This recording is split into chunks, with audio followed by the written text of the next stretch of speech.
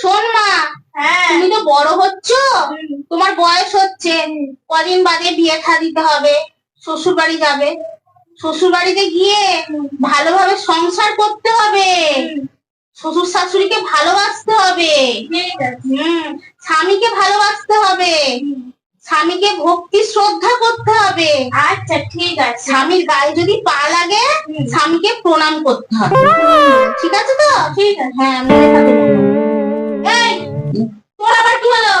তুই পার্টিটা বন্ধ করে দিলি কেন? টিপছি তো। হ্যাঁ এ টিপছিস? সারাদিন কি তোকে কিছু খেতে দেওয়া হয়নি নাকি? একটু আগেই তো এক থালা খেলি, তাও যেন গায়ে জোর নেই। তাড়াতাড়ি চলে যাবে পাটে।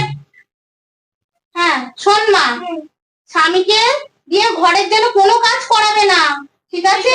স্বামী যেন ঘরের কাজ না করে, সব কাজ তুমিই করবে, আর স্বামীর যত্ন নেবে, ঠিক আছে? এই শোন, আমার এই পাটেটা হয়ে গেলে বেসিনে বাসন পড়ে আছে, বাসনগুলো দিয়ে মেজে ফেলবি, ঠিক আছে? আগো আমি বাসন মাজবো? আমি তো তোমার স্বামী নাকি? তা তুই বাসন মাজবি না তো আমি সব বাসন মাজবো? চুপচাপ কথাটা কম বলে গিয়ে বাসনটা মেজে ফেলবি।